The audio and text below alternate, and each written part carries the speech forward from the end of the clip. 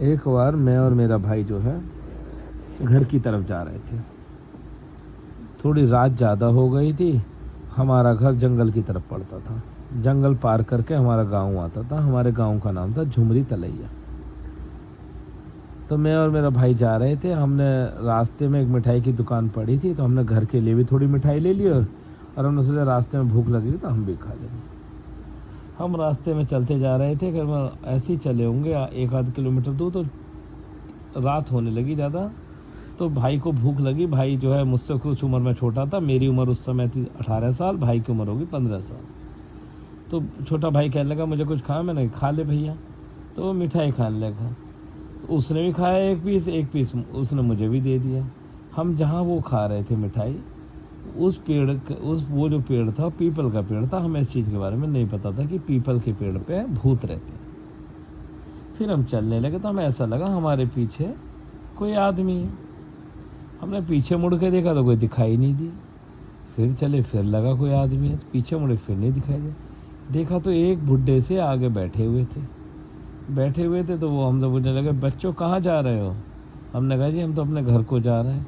बोले घर को क्यों जा रहे हो तुम इस समय।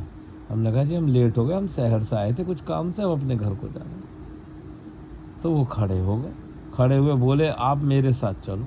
हमने कहा जी हम आपको जानते नहीं, आपके साथ कैसे चल रहे हैं। बोले नहीं चलना होगा।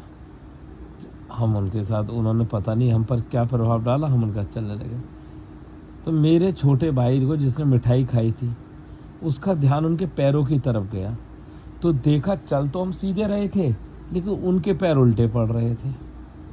उनके हल्के हल्के हाथ भी तिरछे से थे, लेकिन वो बात सही कर रहे थे हमसे। भाई ने मुझसे कहा इनके पैर उल्टे हैं और इनके हाथ हल्के हल्के तिरछे हैं, देखो ज़रा बड़े भैया। तो मैंने जब देखा तो मैंने कहा अरे यार ये तो छलावा है। छलावा के पैर उल्टे होते हैं और हाथ भी थोड़े तिरछे होते हैं। मैंने कहा भाई अब क्या करें, हम इस छलावा से कैसे बचें।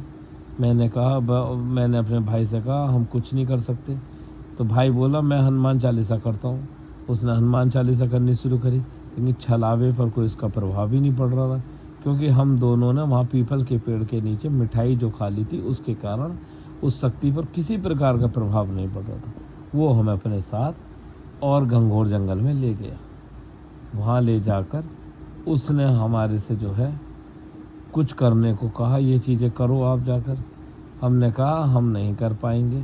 उसने हमें अपना असली रूप जब दिखाया तो मेरे भाई और मेरे तो एकदम से पसीने पसीने हो गए। हम वहाँ से एकदम से भागे, बहुत तेज़ी से भाग